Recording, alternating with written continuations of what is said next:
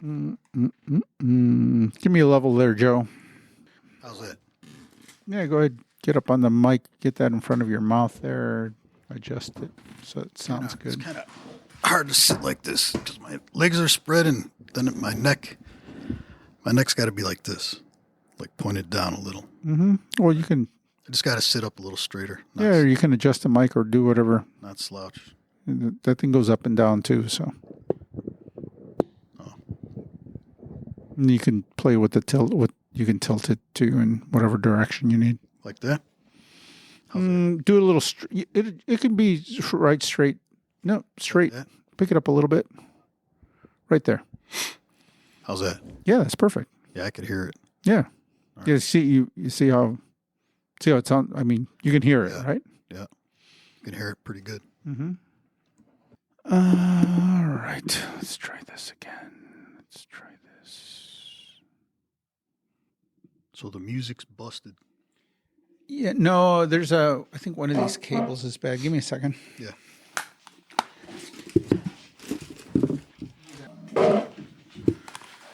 Or we can do it without it, but.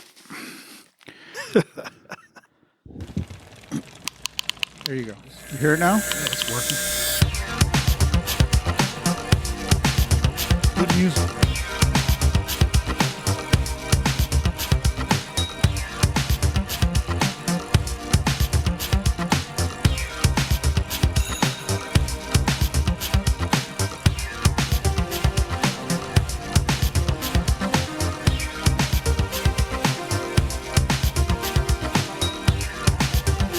Like play the notes on here too? It's like a keyboard guy. How the hell did he come up with that?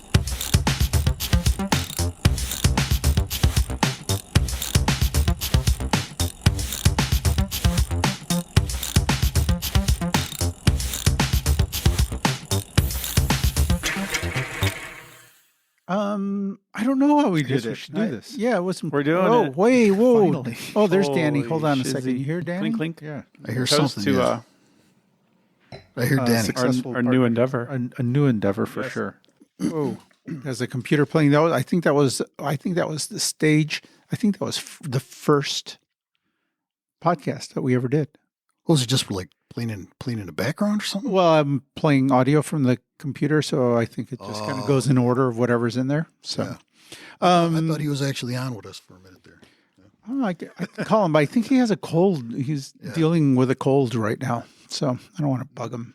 And and you're here, Joe. So all my attention focused on you. I'm dealing with a cold myself. Are you really? Yeah, not bad.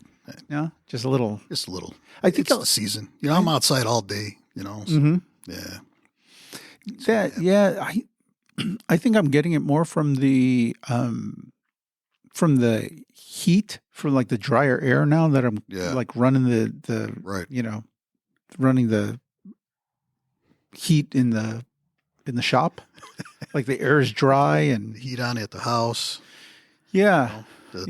The temperature just keeps fluctuating, so you're always I'm outside all day, so I'm always taking off a jacket, putting on a jacket, taking this off, putting this back on, so it's all the time. And then you're outside for too long without a jacket on, and it starts to get cold, and you're stuck out there outside until you get back to the car to get your jacket on. Yeah, it's a tricky part of the year to kind of get through. It seems like it's biting. It's biting a lot of people right now. Yeah. Your body's getting used to the colder temperatures, even though it's the fall is kind of dragged on. And next week we're supposed to get back into colder weather around here. Yeah, like real colder weather, right? Like hats and maybe gloves and that kind of stuff. Great. Yeah, it's always something to look forward to. Yeah. Chicago. Yeah. So it does. It's rough to ride in this weather, but people are out there riding. Yeah, we're in the shop again, so I should set the stage here. This is the Bike Shop Society, and I got Joe Torres here with me, and I had the equipment here from the last time we recorded, so it was just sitting there in the corner, and I saw it the other day, and I'm like, before I take it home, why don't we do another podcast? If Joe Torres answers my text, then we'll do another podcast. And so, here we are. It's a pretty cool setup. I like how you got that. It's just a small thing. I didn't realize it was just so compact like that. But yeah, I mean, yeah, honestly, I could do it. We could probably do the podcast with something less than this. I have another piece of equipment that will allow me to record, sitting in a bar at with definitely about the same quality of audio as this. You just don't have the options to like mix in things or do something cool like like that. Hello. What else you got on there? Oh, heartbeat. Mm-hmm.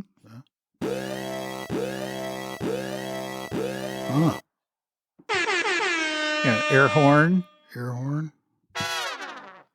Trumpets. Mm-hmm. I think. Oh, just a swearing beep. Yeah. Mm-hmm. And some groovy music. Yeah. You should have put some bicycle noises on there. I could. I can load a bunch of stuff on here. That's pretty cool. Yeah. Well, lately, Danny and I have been recording from remote location. So from my house, I've been home and he's been at his apartment. So it's a little difficult to. Oh, so you don't use that then? I do. I use it to record it, but it's a little tricky to get the audio for him to hear what I play on here. So he doesn't hear like a lot of the stuff that's going from my computer. Okay. But when we're all together in the same room like this, then and patching everything through here, it's a lot easier for me to use the audio because I'll play audio and he doesn't hear it, so there's a bit of a disconnect. Yeah. So is the other person like on their cell phone or something? We've tried a couple of different things. He's on his computer. He's used his phone. Microphone on your computer and. Yeah, he's been using. Well, he's got a mic and stuff. He's got an interface and stuff at home. Okay, but I think he might be having some trouble with a cord or something, and he was using headphones and things. The audio is always a lot better through the. Yeah, I mean, if you're doing this, you sound better. So is it like an app? Is it professional? An app you use? No, this is straight through the mixer. So this isn't. I'm not running an additional piece of software or anything to record us. This is strictly through the the unit here. So yeah, no, it's cool. It's cool. It's a fun thing to play with. It is. It looks nice. Yeah, it looks very pro. Part of it, I just like gadgets and stuff like that. I mean, I think that's how we ended up with a bike shop. You just like gear and things, So any excuse to buy stuff, cool stuff. I guess it's better than setting up a booth in the shop for like sound and all that stuff, sound deadening equipment and all that. Just bring it with you anywhere you go and just set up. Yeah, I mean, it's always better to have a cleaner room or a room where you don't have a lot of echo and stuff because you can still pick, you can still pick up a room that's really empty. You can still get a lot of background, like a hollow sound. Okay. But this allows you to, at least when you're recording it, do it a little cleaner, and you don't have to do a lot of editing and post, so after the show. So if there was someone working in here, you'd be able to hear that in the background. Yeah. Or, Yeah. Like honking a horn or something. Yeah. You definitely pick that up. Although sometimes depending on the, Try to spin that wheel right there. Will it spin? Can we hear that? Yeah, you can hear it a little. Yeah, you can hear it. Yeah. You can hear it in I mean, if we put a mic on it, then you can hear it really well, So there's that other piece of equipment that I have has a mic built into it. Okay. And it's designed for picking up like a lot of ambient noise. All right. So if I crank that thing up, it picks up everything. I mean, you can hear, someone rustling papers and things. Yeah. So if you listen to some of those, like NPR podcasts do it a lot where you hear a lot of stuff in the background. Like if they're walking through a forest, you hear the feet going, they'll record with those portable recorders. Right. And those give you options for picking up a lot of that ambient sound. People also use them for like bird watching and recording birds singing and things like that. So No, we're not doing that. But no, not today, but we can. And we have a giant forest preserve behind us, so we can do whatever we want, Joe. It's our show. I had to look and see what kind of hub was on there because I know it wasn't a Shimano hub. It wasn't no Shimano hub on there because it was a pretty loud hub. Yeah, it had that whizzing sound. All that racket, yeah.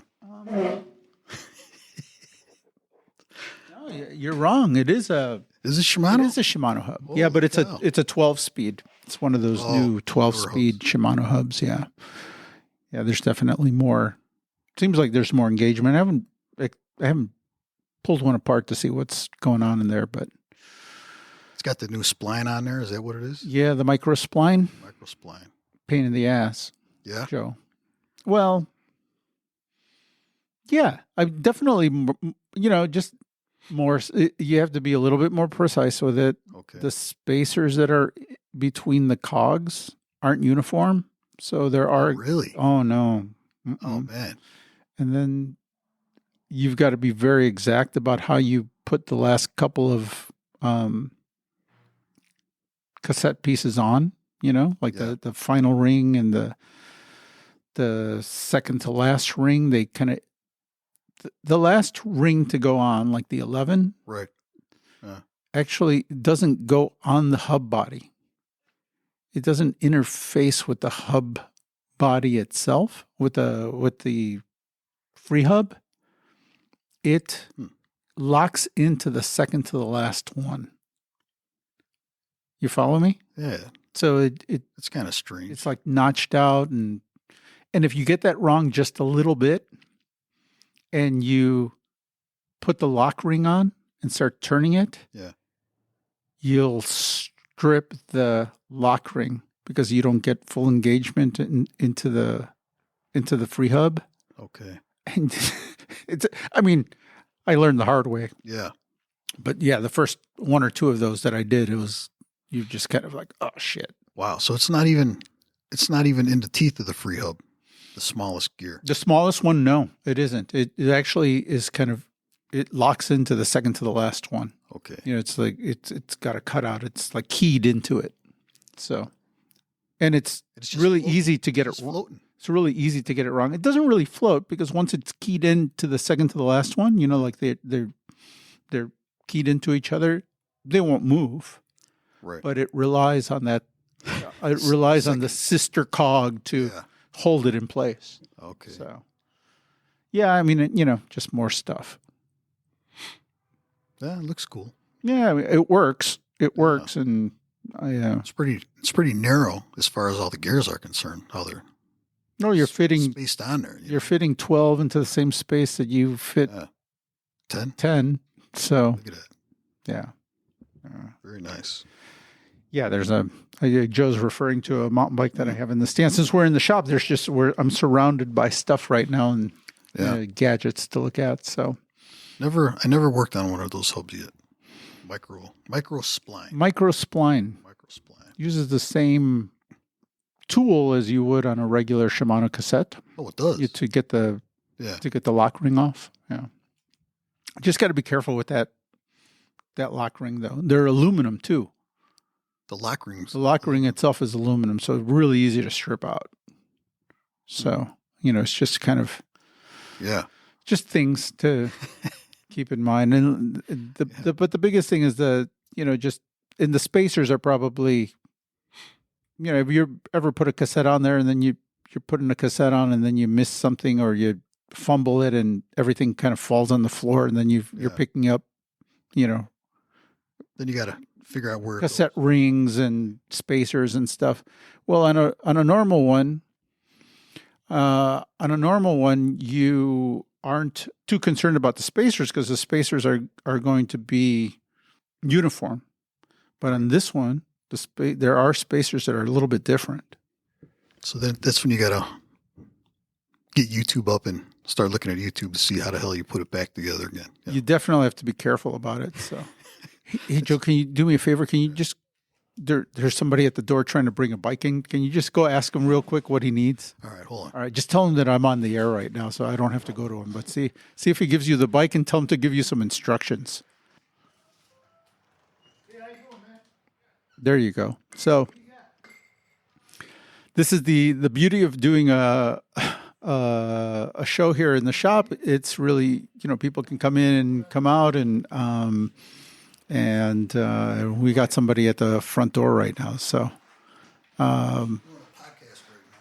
so go ahead, Joe. Just ask him what he needs and take some notes, please, while I entertain the people here. Let me grab a pen here. There's a marker right there and a piece of paper right there. Yeah. Yeah?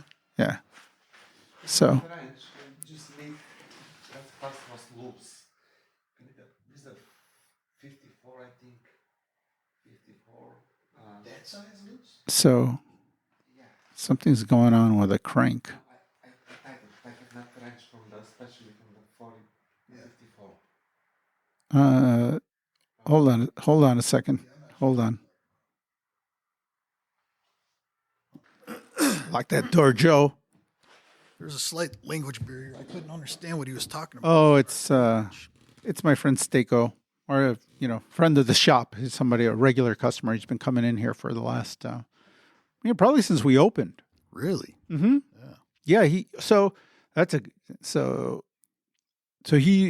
was one of my earliest customers. Yeah. When we first opened the shop here, he rides out here in Palos all the time, and he says to me, I remember like having early conversations with him. He was riding all the time, and he brought up his daughter. He's like, yeah, I'm gonna bring you a bike so you can fix it for her, so we can go riding. She like, I want her to get into mountain biking so she can ride with me. And she started riding. Like she started riding a lot, like independent of her dad. She would come out here and ride by herself. Yeah. Fast forward to now, and she is a big shot over at SRAM. She's working it. She works at SRAM. Wow. Mm-hmm. Yeah. She was an engineer. I believe that I know she went to Northwestern. Like so mechanical engineer? She was She's smart. smart. Yeah. Like you say Northwestern, you're like, oh, she's smart. Yeah. But yeah, I believe she went to Northwestern, and she's I think she does something in with something in the electric realm. Something in the everyone works in a department and is in some sort of group there. Okay. And her dad has mentioned something with electric. So I don't know if it's electric shifting or electric bikes. Wow. Yeah. How long has she been working there? At least 3 years, maybe more. Like time has flown in the last 5 years. But she. Wow. We're in Chicago, so there's always a lot of SRAM people around, and you go to the brewery, and there's good networking going on. After rides and stuff. And It's pretty cool. There were always a lot of, back in the day, I don't know, these days it doesn't seem like there's as many SRAM people around. Yeah. Because a lot of those higher ups have been able to work remotely, or they're kind of I just don't run into them as often as I used to. But there used to be some fair people higher up in the kind of people that could write a recommendation for you or send an email to somebody when they're hiring someone and help someone get a job. And so she's smart. She had the right qualifications. She lived in Chicago and probably knew. Yeah. Probably had met a couple of people over at That's pretty cool. On some of the rides, and in Northwestern to top it off on your resume. Yeah, she's living out west now. I think they have a headquarters in Colorado. She's in Colorado right now? I believe so. Yeah. So that's her dad. So that's her dad. He's out here all the time, man. He's riding it's dark outside already, cold. And he's riding. And he's riding. Yeah. Yeah. So that's one of the many stories around here at the shop, Holy cow. Bike shop networking and just around here. That's a lot of people. Over the years, I've known a lot of people that have graduated from the bike shop world to SRAM. People that I knew that were they'll hire young kids that they want to be in that industry. Then back in the day, I like I said, I don't know now, but that was kind of the that was a career path for a lot of people that for people that I worked with you're Right. maybe 30 years old, 28, 30 years old. Your girlfriend's looking at you a little like sideways, like, oh, hey, you're going to work in the bike shop the rest of your life or what? Your parents. And they're like, oh, honey, let's see if I can get a real job. And I guess it's not something you want to brag about to your parents. No, he's a bike shop mechanic. He's a bike shop mechanic, or he sells bikes over at the bike shop. Oh, he's an engineer, mechanical engineer for a cycling company. For a company. Yeah, no, he works for in the world. In the biggest bike in this, biggest bike, one of the bigger bike industry companies, right? But yeah, I mean, that was that, or QBP is another one, like a QBP. Okay. They get a lot of people out of Chicago because it's Minnesota. It's 8 hours away. Okay. Yeah. I think there's like Ceres up in Wisconsin. That's another place that gets some Chicago people. J&B, which is another one of our distributors there in Indiana.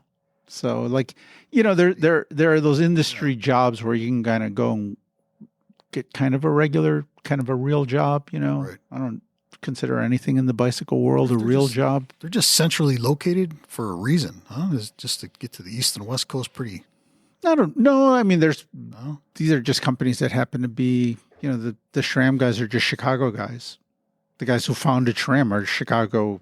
Yeah, they're all Chicago. They're all Chicago dudes. Yeah, actually, from pretty close by. Some of the guys that own the company, I believe, are from not more than 3 or 4 miles away from the bike shop right now. Mm-hmm. Wow. Yeah. And they started off by buying. How do you pronounce it? Socks. Socks. Oh well, I mean, they started out with grip shift. It was like the grip shift, like like the actual. And that was by Socks then. Nope. What, no. SACHS? No. So there were socks. There was socks, but I mean, I'm sure that there's a history of SRAM somewhere, but what I remember was that they did grip shift. It was the little click shifter that, that it's still around these days. You still find it on cheaper bikes and stuff. And that was SRAM that did that.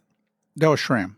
Okay. And then they would try to go into road. There was such thing as a road grip shift. It came in neon yellow and black. It would go on really? It would go. It was on drop bars at the end of the drop bar. Right at the drop. And bar end twist. It was a bar end. Yeah, it was a twist. It was a grip shift, but it went on the end of on the drop handlebar. Yeah. At the bottom there, where you would put like a touring shifter. Right. But there was a grip shift there. Okay. And you would go to the races back in the day. You'd go to a local criterium, and they would have a tent there, and they would put it on your bike for free if you wanted it. So if you wanted grip shift, they would just modify your bike and put a free grip shift on there. And they were using it. There were some people using it. I wouldn't say that it was like rampant in the peloton, but there were a lot of people, especially since they were giving it away, that were giving it a try. Was it during like the thumb shifter down tube? Yeah, it was during the down tube era, before STI, before the, in the lever shifting was around. All that. Yeah, this was late 80s. Okay. And, but if you would sit on a corner, at a local crit, and a crash occurred, you would see those bikes hit the ground and the grip shift explode because it was the first thing to hit the ground. Okay.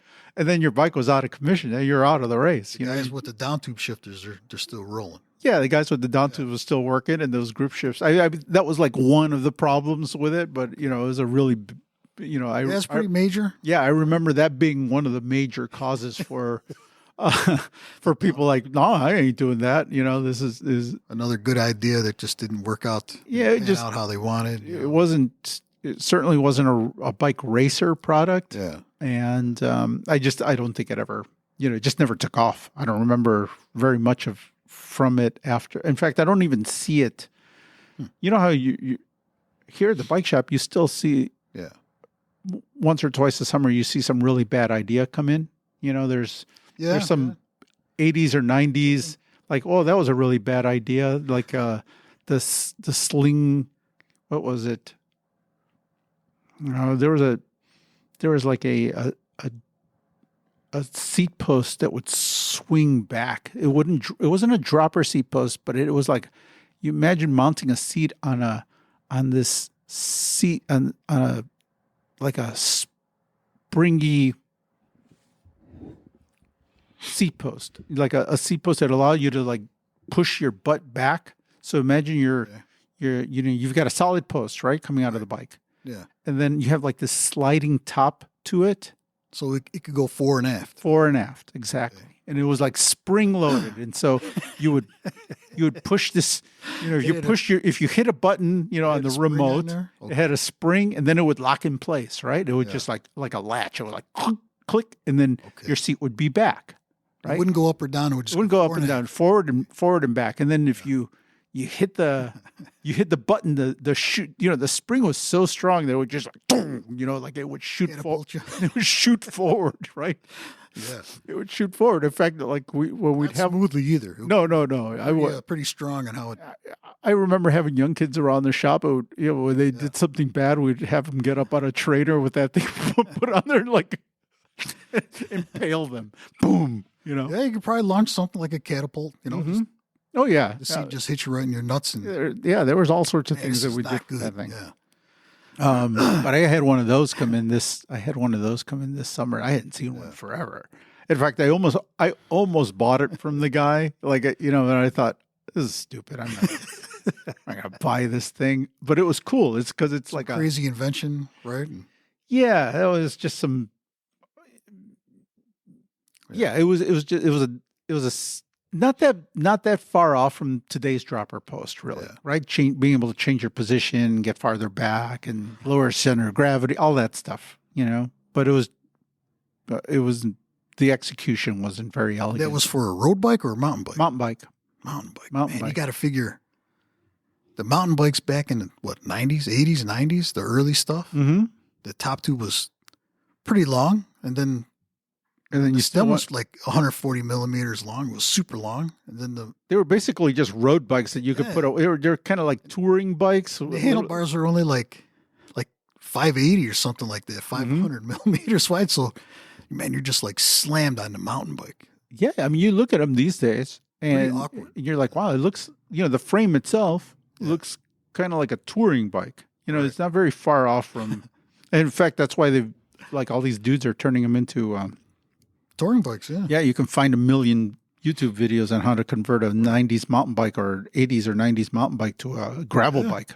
I got a couple. I got a few of them, but man, I mean, I remember riding in the 90s on a GT with that long stem on there, and you're just stretched out, and tiny little narrow bars, no leverage at all for nothing. But then again, they were only like 26-inch wheels, Mm-hmm. But it was pretty sweet back then. It'd probably be pretty damn primitive and dangerous right now. To try to ride something like that. Yeah, I still get. I wouldn't say every weekend, but often I have guys out here in the Forest Preserve that are still riding their 90s mountain bikes. Okay. A lot of them. Yeah, actually, quite a few, and I probably still work good. They don't know any better. Some of the stuff out here. I mean, there was, a rock hopper, a specialized rock hopper from 1992 was designed to be ridden out in Palos, right? It was designed to be a mountain bike back in the day, like a real mountain. That's what I tell all these guys. I'm like, that was a state of the art mountain bike in 1992. I mean, even with no suspension.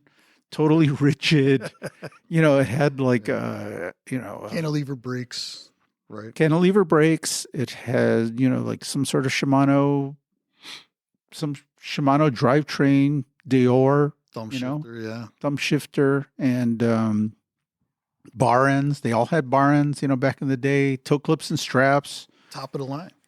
Yeah, dart tires, like Panaracer darts. There's some smokes. Yeah, I remember. And there's those guys that are riding, and some of them are riding tires, the original tire, like smokes and darts, those old Pan Racer tires are all like, I'm like, dude, you're riding out there on this thing. Yeah. You could still buy those tires. They're still available, man. Yeah, no, they're still making those, but they were the cat's meow way back in the day. Well, for some people, they're still the cat's meow.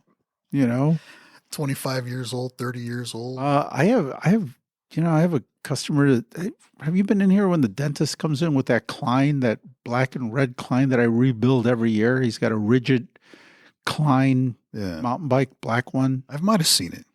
And, I've had to put like these really like 5-inch rise, bars on that bike. Okay. Because his back is out, and, and every year I rebuild this bike. He loves the bike. He rides the hell out of it? Rides the hell out of it.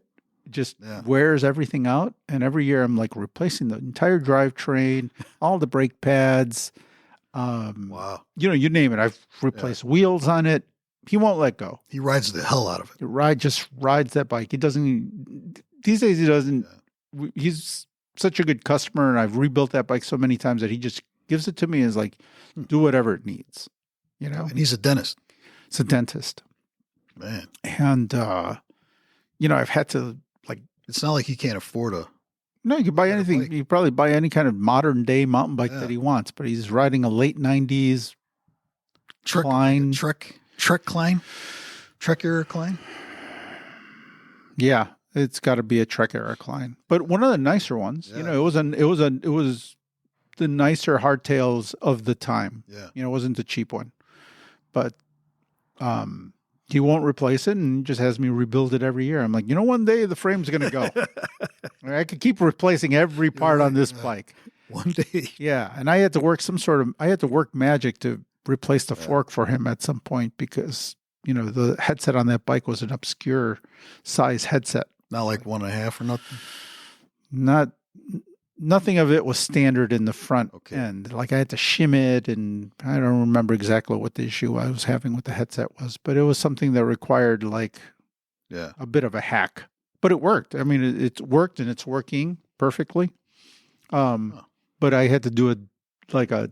They were kind of like tapered, and the head tube wasn't it? Is it one of the ones? It was one of the early tapered ones. I don't mean tapered like as far as like the modern mountain bikes. No, but it was large. The top and bottom were like different sizes. Yeah, they were smaller than the actual head tube itself. They like shrunk down to a smaller. Yeah, I forget what it is. Like I'll. But you found something. I'll remember when I have to deal with it again. But I did find something to make it all. I was able to make it work.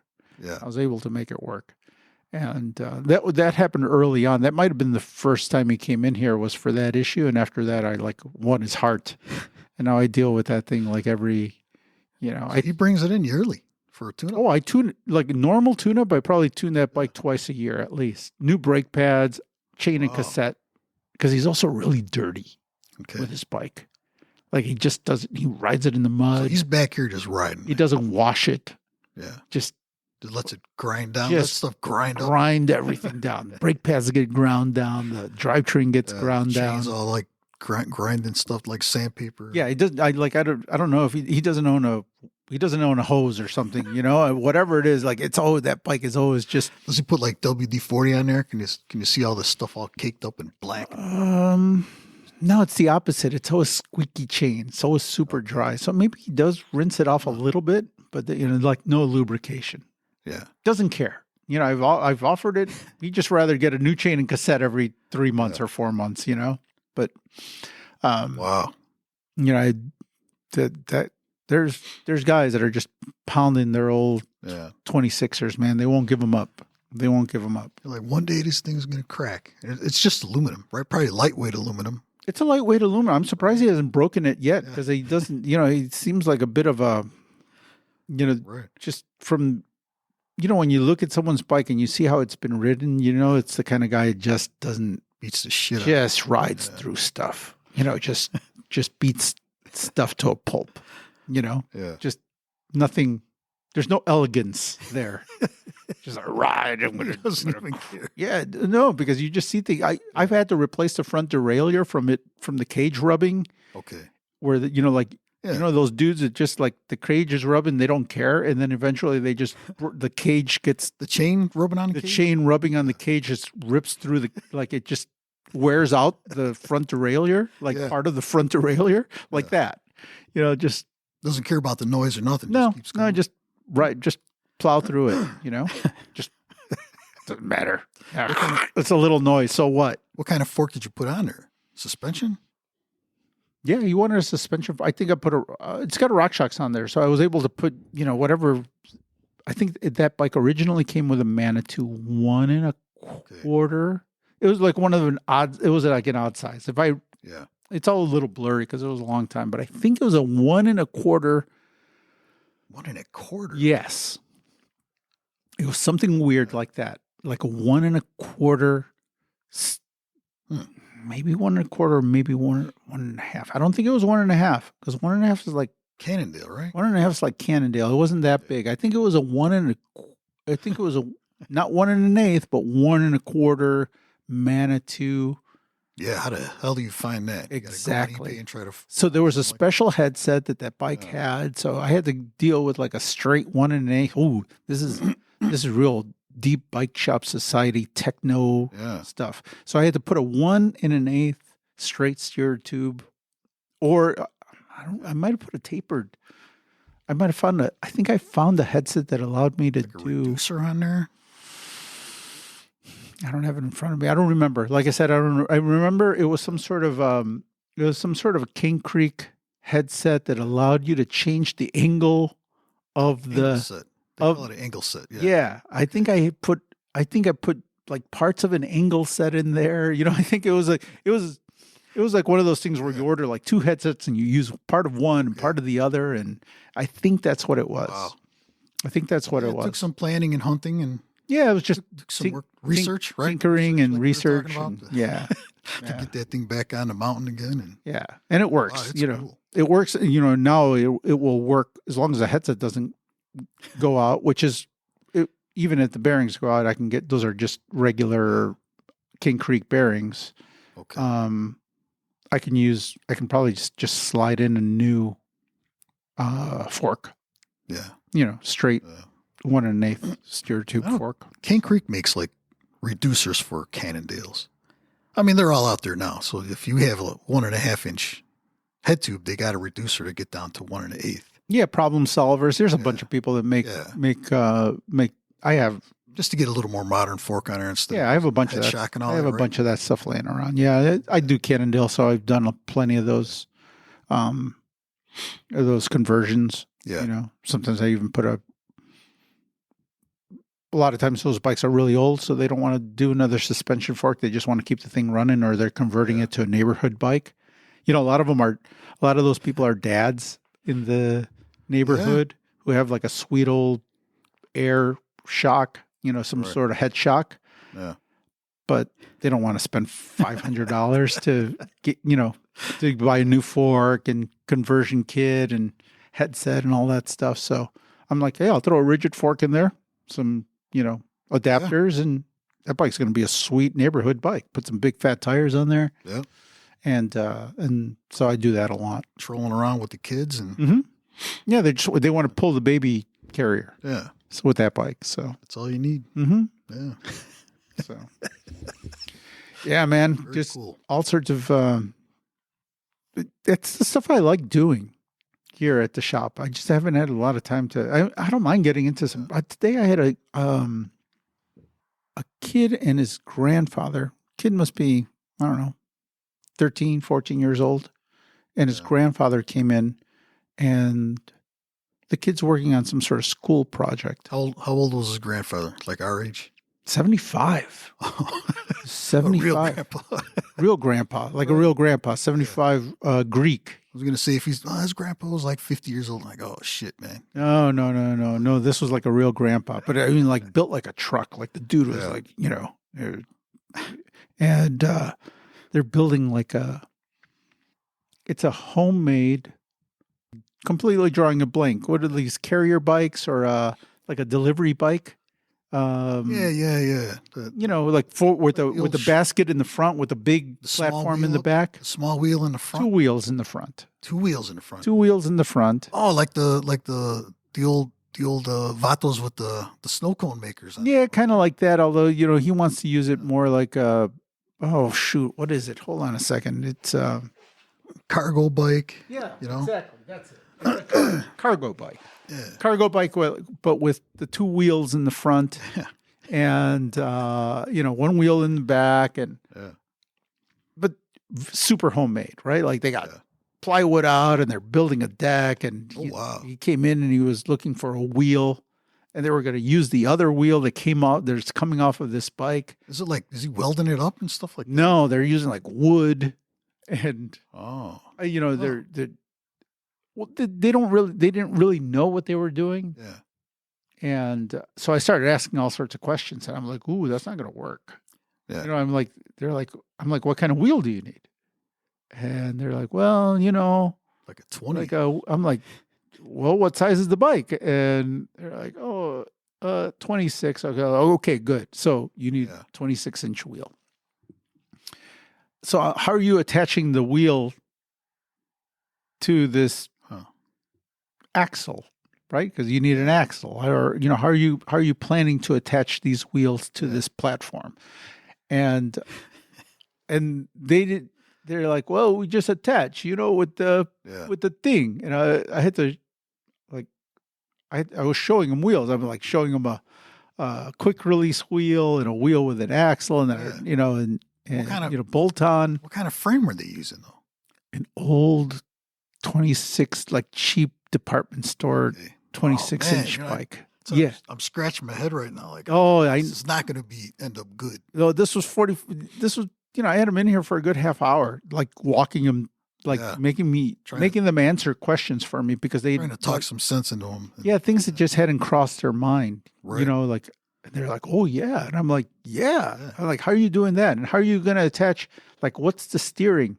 And they're like, well, stop.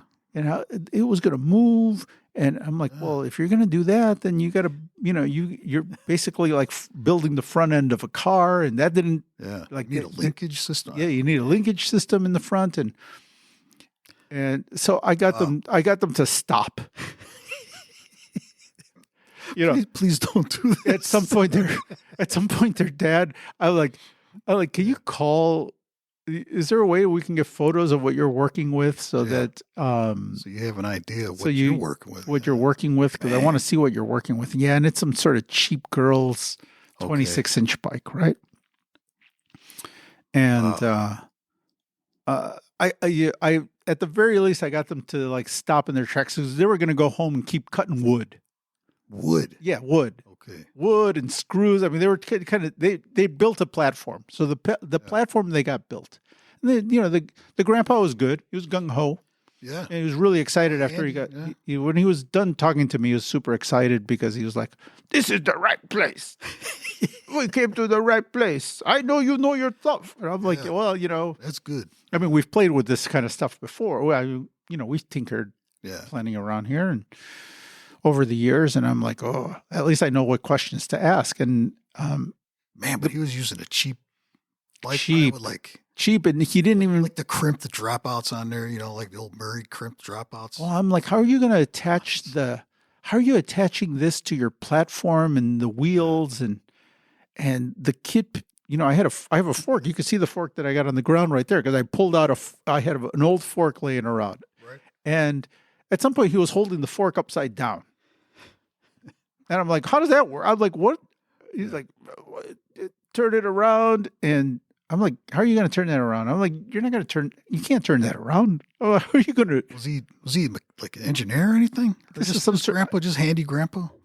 He's handy grandpa. Yeah. So like handy cutting tool. Like he was a construction guy. He did like home remodeling and things like that. So handy with tools, not a welder, because I asked him if he was a welder.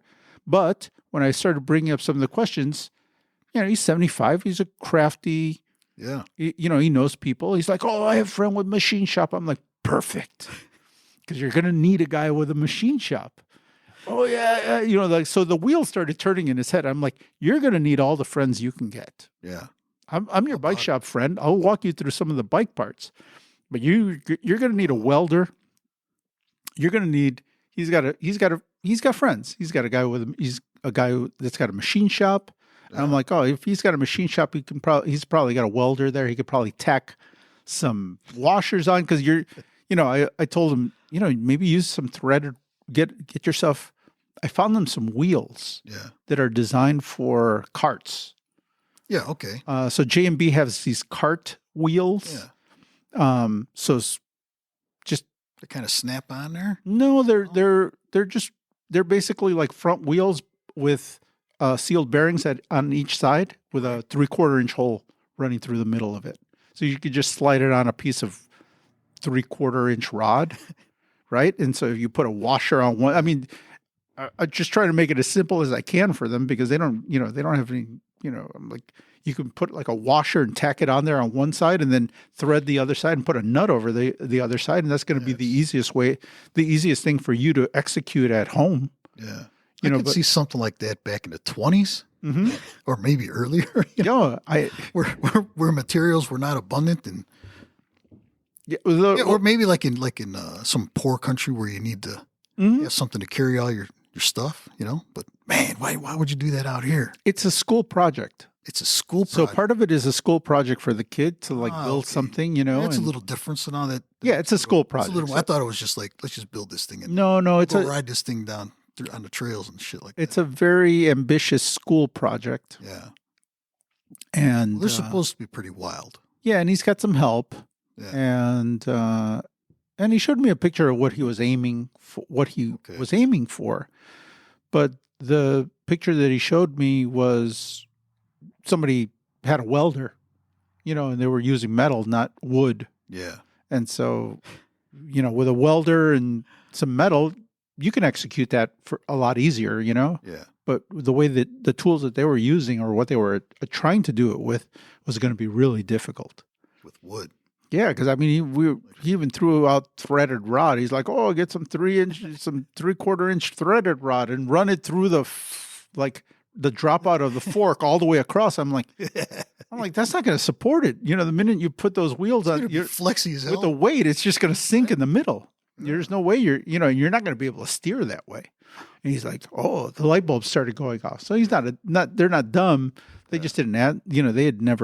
They weren't considering a lot of things. Threaded rod. Yeah, they were going to do threaded. Did you ask him what size? 1/2 inch threaded rod? Well, when I told him I can get wheels with that, he's like, "Oh, I use threaded rod." And I'm like, threaded rod ain't going to cut it, man. You need, so. It's not strong at all. It's not strong at all. It's not even 3/4 inch, even a 3/4 inch rod with all of that weight is still going to be pretty flexy unless he figures out some sort of support. It's not what it's made for. It's not really what it's, not that long either because it's 39. It's maybe going to be 40, let's say 3.5 feet wide. Yeah. So 3.5 feet wide. It's pretty wide. Yeah. With one piece of rod running around supporting all of that. It's going to be like a U-shaped, right? It's going to sag in the middle, and the wheels are going to go this way. You can get it to sit and stand in one place. Yeah. So if the object is to put it in a room and look at it, great. You could probably pull that off that way. Wow. But if you're actually going to try and ride and steer this thing around, and put stuff in there. They want to carry a dog. Oh, so the platform is for a dog because they were talking about putting a railing around the deck. Okay. I'm like, so when they left here, I said, stop. I'm like, stop. Let's get the wheels ordered because you're going to need the wheels. Let's get the wheels ordered. Yeah. And once you get the wheels, we'll figure it out. Didn't you have a 3-wheeler out here? I thought you had a yellow 3-wheeler out here. I did. That was a while ago then. Mm-hmm. Okay. Yeah, a trike. I mean, that would be the easiest way to do it is just take a trike and cut the back. You modify an old trike, but they want to build it from scratch. I get it. Yeah. If it's for like a science project. It's some sort of school engineering project. And he's a young kid. I mean, he must be, like I said, 13, 14 years old. And the grandpa's gung-ho to help him out. That's good. And you spend a couple $100 on some wheels to order some wheels. So, I mean, the wheels aren't cheap. No. Then how are you going to get it there? All right. Grandpa had Put a it in truck. Yeah, Grandpa had a truck. So, but you know, that's a kind of like, It's all good on paper. well, I like the, you know, I do like this, that it, I do like this time of the year in the shop because it slows down and I can entertain a wacky idea like this. To the point where I'm like, come back next week. Yeah. Like, come back next. You know, he's like, It's not impossible. You no, no. I've seen some crazy stuff getting built, but You could have told, but you need a certain amount of knowledge. they're welding everything though. Yeah. You know? Yeah, no. It's If like you, a piece of art when they're done and Oh, it's functional. oh, yeah, with a welder, I could do that in a second with a welder. You know what I mean? Like, it's easy enough to do. If you have a welder and a little bit of steel around, Right. you can execute that really easy. Yeah. I mean, you still need a little bit of knowledge of how those things go together, but you can build one of those things pretty straightforward.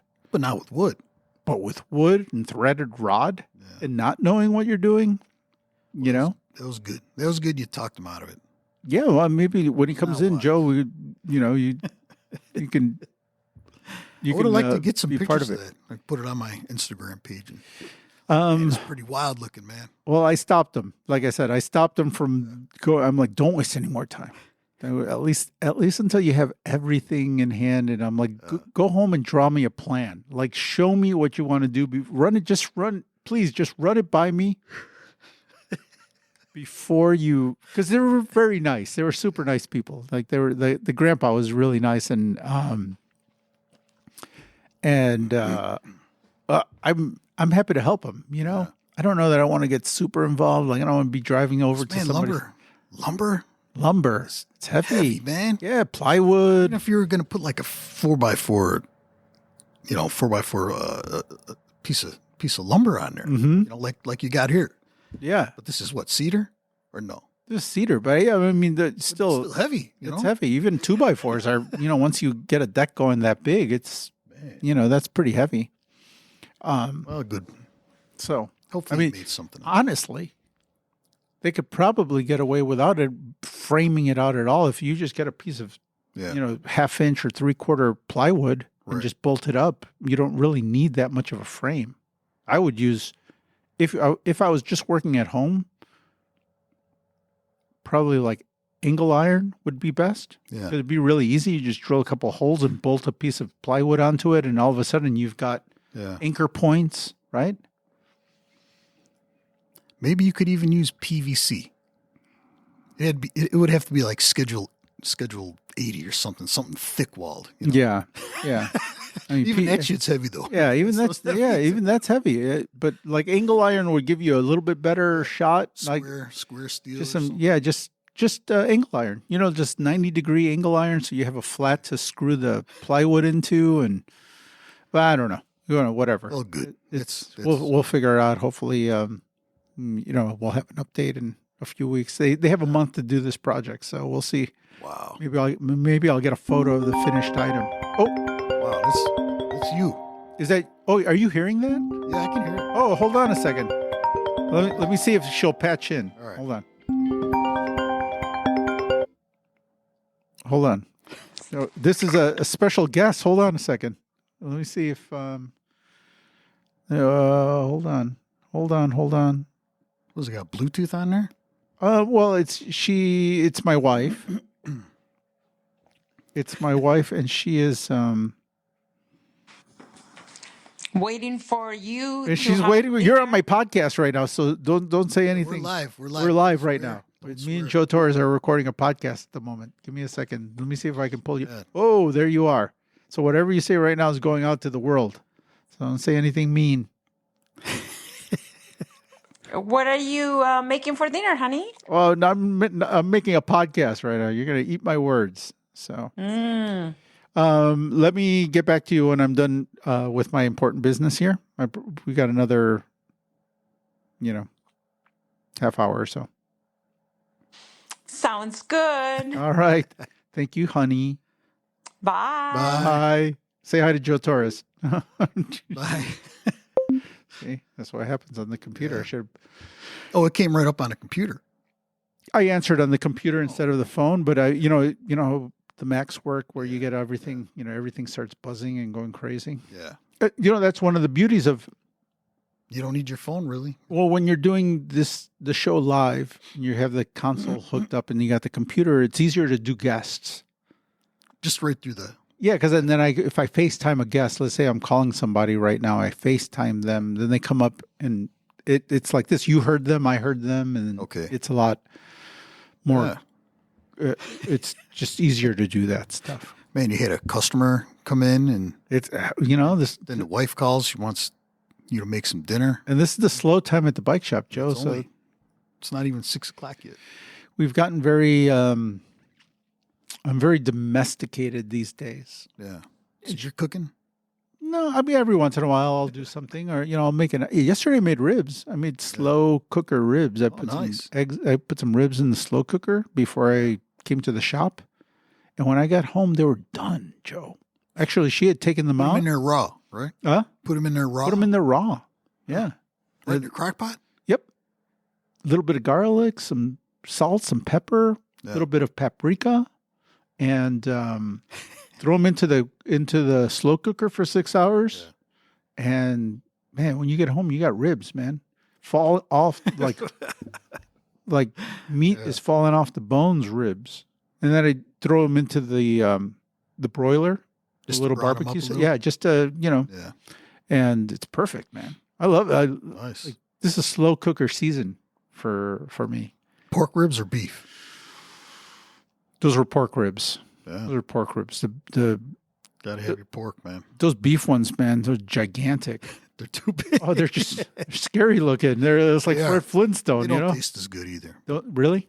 They're not as. They're still good. Mm-hmm. They're not as good as like pork ribs. Pork ribs are just, I go to Costco. Pork is awesome. You go to Costco? Yeah, Costco. Oh man, you could buy like 2 slabs of ribs. 2 slabs of ribs. It's like 3 or 4 meals for me and the wife, and it's great. It's great. What's going on with you, Joe? Nah, not much, man. I told you I've been working a lot. The new job's been going great. Mm-hmm. Man, super busy. Got a lot of construction in Bolingbrook, So in case anybody wants to know, I'm a building inspector, and that's kind of like what my profession is. And luckily for me, I could inspect multiple things, municipal wise. Okay. Yeah, not for like housing inspectors and stuff like that, but yeah, it's busy. So, like in the department, so you work and you do specifically like corporate, like business type stuff, business inspections. You're not doing house stuff, or do you do house stuff as well? Residential stuff and commercial. Gotcha. So you do commercial stuff too. Okay. Yeah. Yeah, they got a lot of commercial building going on there, so you get to go see cool stuff. There's some crazy stuff. I've been in some industrial buildings where they're just making the one company, their biggest client is Taco Bell spices. Just they make the spices for all the Taco Bells. Really? Right in Bolingbrook. And and as soon as you walk in the front door to the main office where everybody's dressed in their suits and all that, it just hits you like a brick wall. Bam! It just smashes you right in the face because the smell is so strong from the spices. Wow! Just in the air, And I was talking to the one guy that was working there. He took care of the construction over there. He's like, Joe, man, I got to smell like this all day long. So when you go home, it's all over your clothes. You smell like you were at like you were getting some Polishes from from Jim's Best over there. At Maxwell Street. Yeah, I imagine. Yeah, you smell like White Castles. Yeah, like a kitchen. You smell like I was only in there for like 15, 20 minutes, 30 minutes at most, and when I left, I could still smell it on my clothes. That's how strong the scent was. Well, if you work in a place like that, if you're like every day and that's your life, like that smell gets into your skin. It's in your system. You started absorbing that smell. I remember when I was in Spain. Yeah, I lived in a smaller town, and then right outside of town was like rural Spain. Like farming and agriculture, a lot of agriculture going on. And there were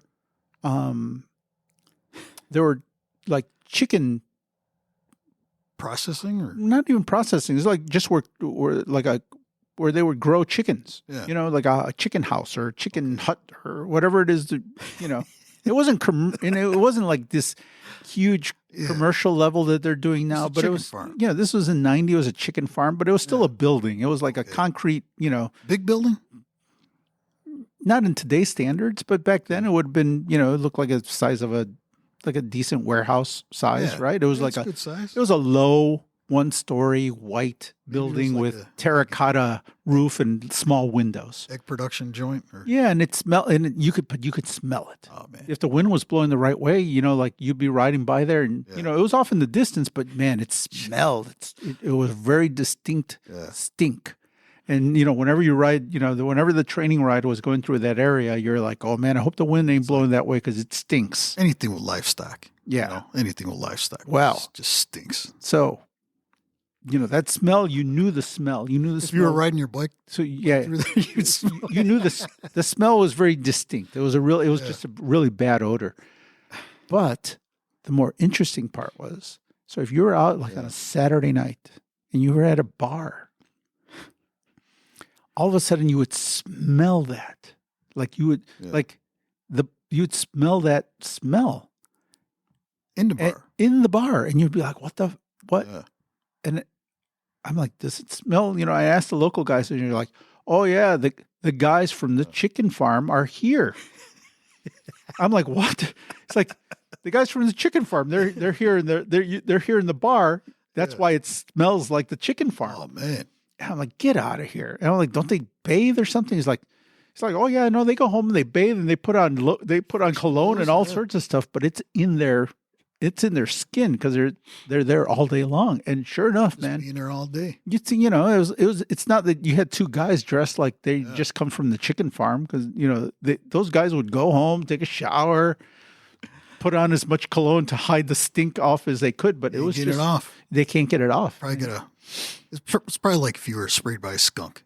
Mm-hmm. Then again, I mean, you're not by a skunk for hours and hours and hours. No, but it would stick on you for a while. You have to get it off you. You have to get it off. Get your whatever they call it, tomato paste and tomato sauce and stuff like that. Yeah. Get it off. Yeah, but I mean, these guys, man, it was it had working in a chicken coop. If you're spending all your day in there, it impregnates your skin, and it's hard to, probably takes a while to be out of there before you can get it all off of you. It's a commitment, mm-hmm.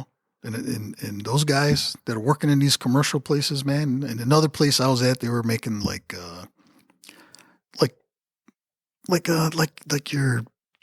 your shaker seasonings and stuff like that. Just seasonings. So I went into a few seasoning places, and then I went into another place where they make like the packets for like the ketchup and stuff, just the packets. So they make all these packets for all these different companies, and they send them out to this other company that actually mixes all the seasoning and puts the sauces in there.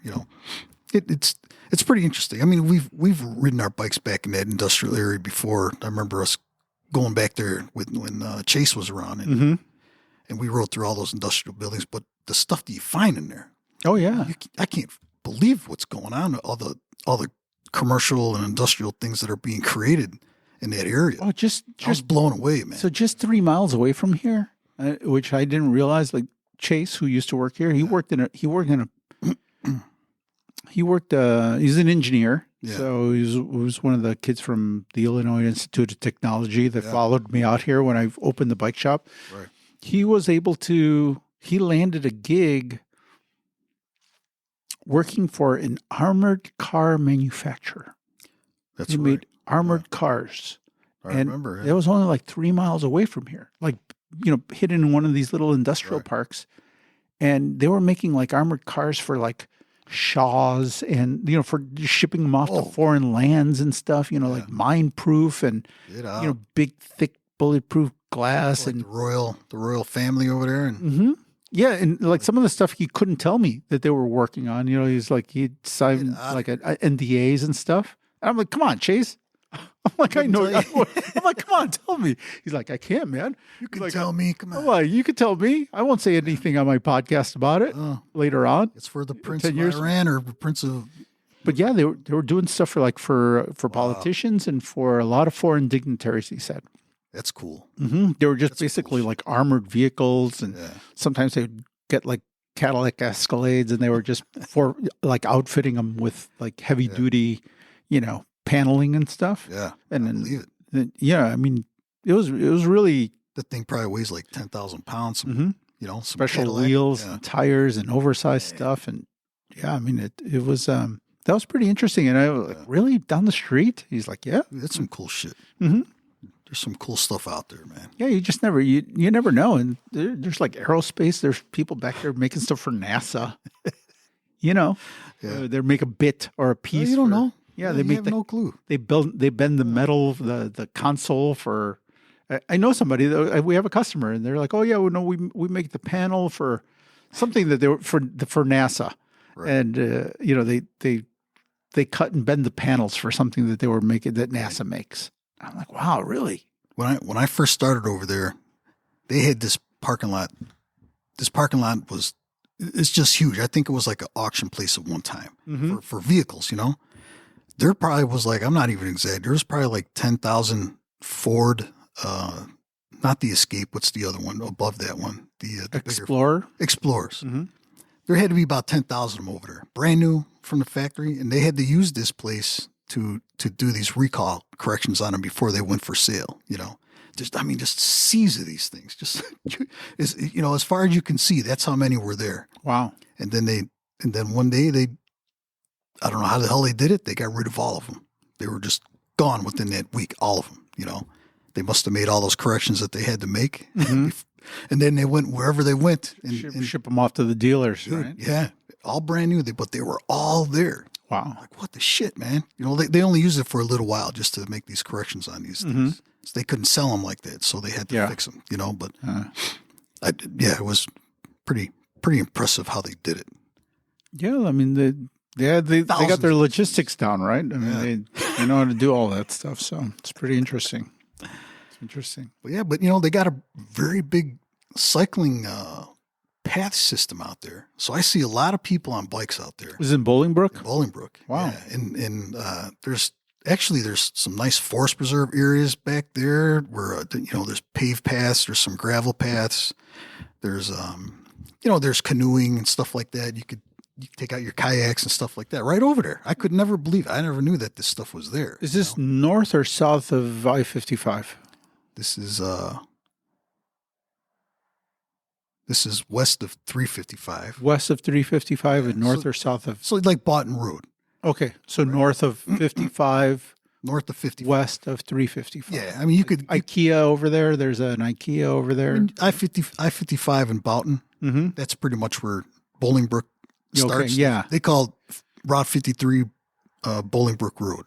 Okay. Yeah. Okay. Route 53 is Bolingbrook Road. Gotcha. And you got Bolingbrook Road that goes to Boughton, and that's where everything's at. But, dude, you know what I see out there a lot is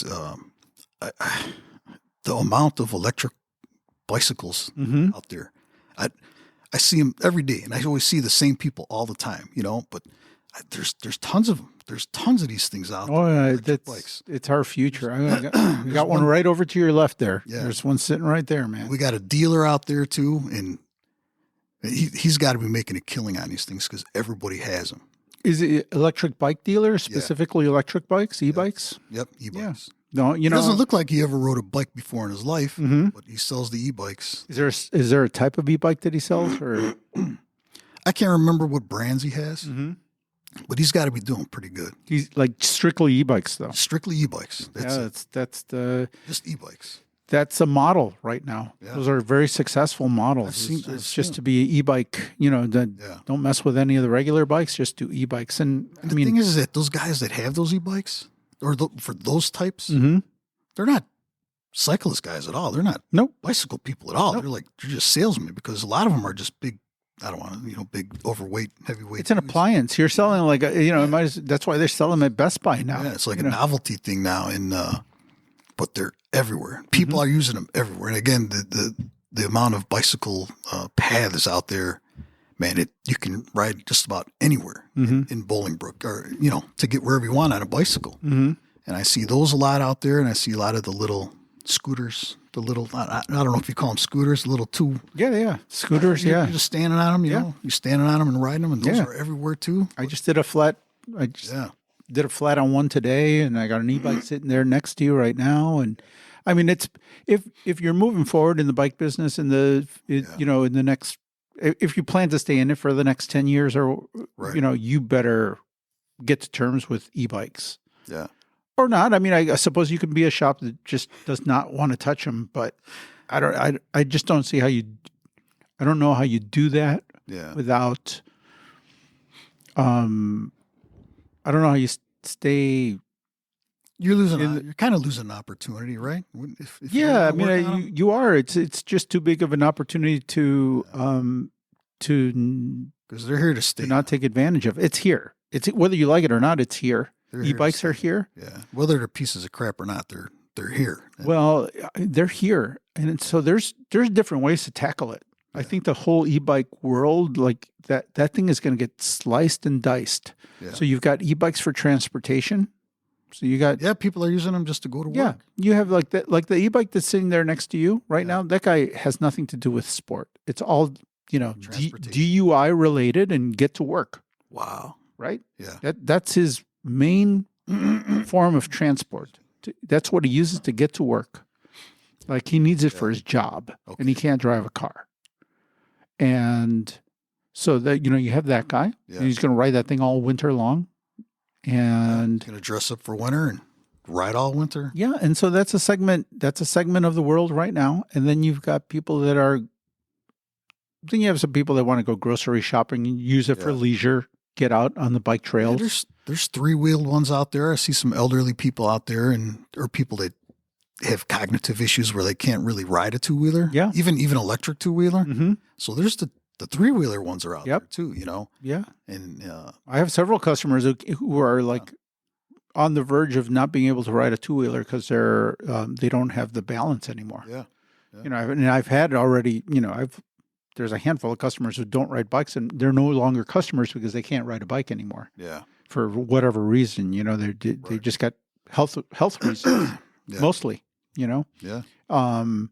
So that e-bike, that 3-wheel e-bike is going to probably keep them on the road for a little bit longer or a lot longer. Maybe they'll be able to continue to go to their favorite place and at least use that. I see it a lot, man. People are using it to go over the summer too. Mm-hmm. So I would always see this one lady, and she was all dolled up, and she had like her little dog on the back. Yeah. I mean, it was cool, but she was just going to the woods, taking the dog to the woods, Mm-hmm. and the little dog was in a basket in the back of the bike, and I guess it gets people out to go start doing stuff that they don't want to ride. Like you said, some people can't ride a 2-wheeler. Mm-hmm. Some people can ride a 2-wheeler. They just don't want to do it. But man, the amount of electric bike traffic that was out there that I've seen just in Bolingbrook, Mm-hmm. very, very busy.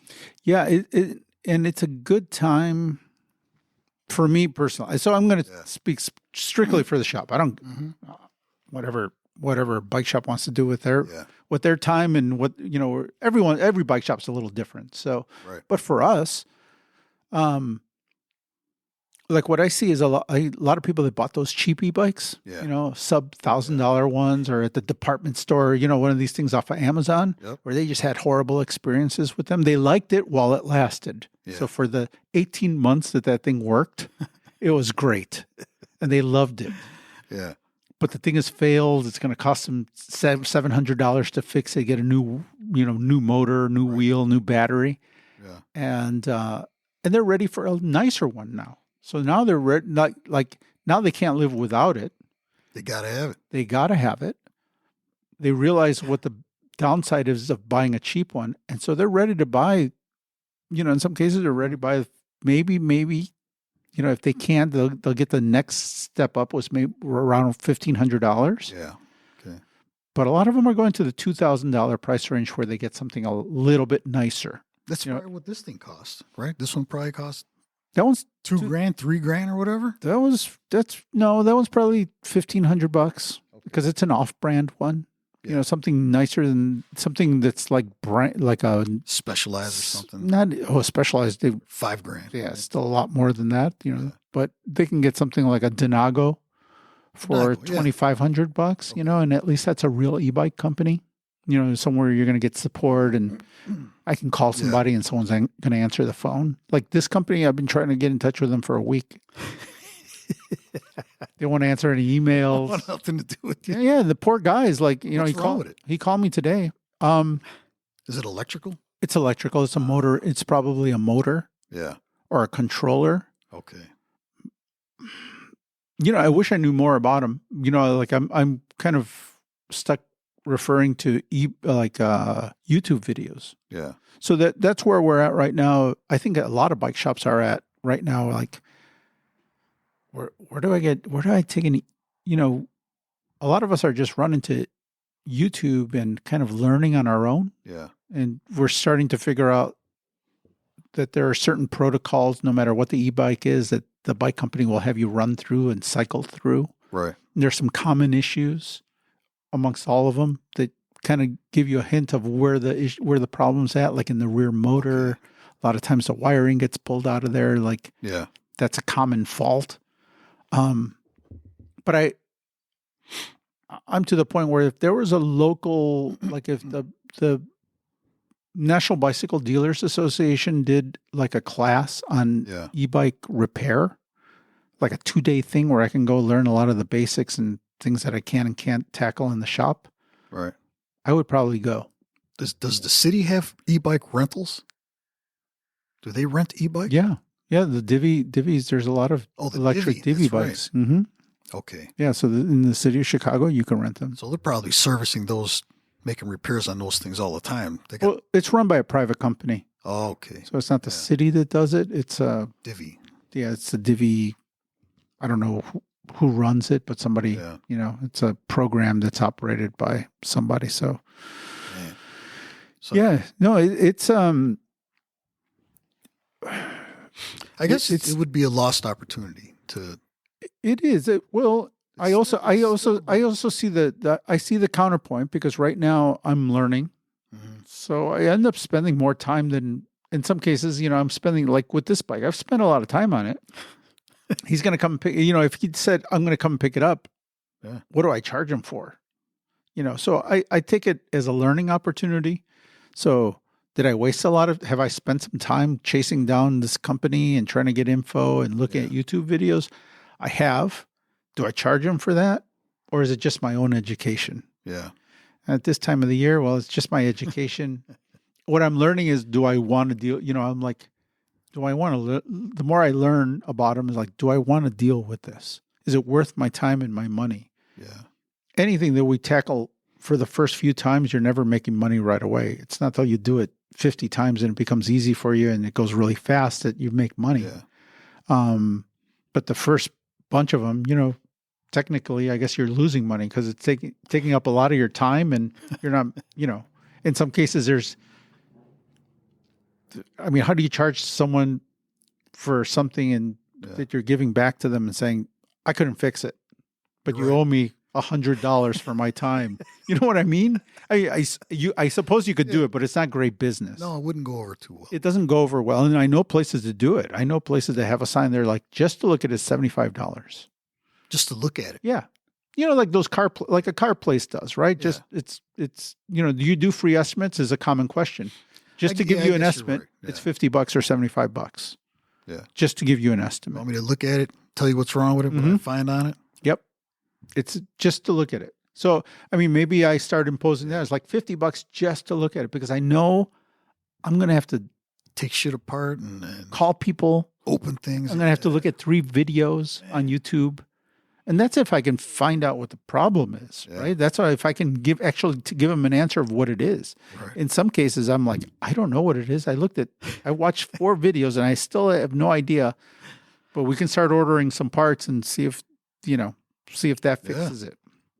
Man. The better companies, the better e-bike companies, and there are a handful of those Amazon branded ones where somebody picks up the phone. You know, if you find one, if you're lucky enough to find one that will pick up the phone and a tech guy that will spend some time on there with you, sometimes they'll run you through a series of things that they want you to do. Okay. And they're like, okay, it did Like that. the And I'm cable like, company. yeah, it did that. And they're like, okay, now try this. And I'm like, no, that didn't work. He's like, oh, it's that. You can order that part. You know, so depending on the sequence that you're running it through, they can sometimes over the phone tell you what it is. But that's if you can find someone. A lot of times you can't find anybody on the phone to even, answer your questions, tell you what you need. Yeah, this is the downside, right? Unless it's like a specialized or a Trek. Yeah, specialized any of the electric bike, any of the big bike brands, where you have support. That's part of why you're paying the extra money for. Where it's Bosch or something like that, like a quality. Yeah, Bosch is somewhere where you have some support. Those are nicer bikes, though. Those are the more expensive bikes, and then you have like sub tiers. You have like your Sondors, not even sub tiers, but you have like Sondors. You got Denago. You've got these are all these kind of middle tier bikes where they're not the bike brands. They're kind of this. They're e-bike brands with some support in an office and someone you can talk to. But then you got those sub brands that are strictly online. You spend 20 minutes looking for a phone number, right? And you can't find a phone number, can't find an address. Yeah. You can't find anything. It's like contact dealer support at certain email, and then you don't get any answers on the email either. Yeah. And I've found phone numbers for certain companies because there's so many of these Amazon brands where I've called and I end up talking to somebody at the warehouse, at the shipping warehouse. Okay. And they're on it, they're like, oh, we don't have anybody to do that here. All we do is receive the bikes, ship them out. They're just a drop ship place. They're just bikes come in and, containers from China, an order prints out at this place. They slap a sticker on it and they ship it out. That's it. And maybe so there's no one there to talk to. Yeah, maybe someone in China does some support online, but there's nobody at that warehouse that speaks English that is there to hold your hand through any kind of process. Some people are on their own. Yeah, some people are. Yeah, and I mean, I've had customers walk in with the bike and then the warranty parts, right? And they've come straight from China and they've sent them almost every part on the bike. Almost every, like a rear wheel, kickstand, controller, all this stuff where I like basically, here's everything. Figure out how to put it Figure out how to throw it on, and they're bringing it into the bike shop. And I'm like, whoa, you've got crank arms, motor, a wheel, I'm telling you, like kickstand, pedals. I mean, it's just a build kit basically, and they just ship them. I'm like, they ship you the whole thing. They're like, yep, they just ship me all of this stuff. Like replacement parts. Okay. It's there's cheap. something wrong with the motor. Okay, well here, we're just going to send you new box. wheel. Yeah, whole new wheel. Brand new wheel with the motor on it. With the tire and everything. Just there you go. Yeah. You just throw it in a box. So I've received like just different versions of that. Yeah. Or and so sometimes I tell the customer, I'm like, just find the company. I can't find the company. If you find the company, tell them to ship you the part. Because I have enough experience with certain brands where I'm like, right, they're just going to send you this box of parts, Yeah. It's I had the one my neighbor brought in his electric bike to me to fix, and I just tuned it up, but the rear wheel, like you said, the spokes were so loose on there. Mm-hmm. I says, look, I torqued them down as good as I can, like I should, but this wheel is still bent out of whack, man. There's no way I'm going to straighten it. It had the motor in the back too, the big motor in the back. And I says, call him up, just tell him what you got. And then tell him that also where the battery fits onto the rear rack, right? So the battery's so damn heavy, it bent this terrible, crappy rear rack. It started bending it backwards. Yeah. So it was no longer flat anymore.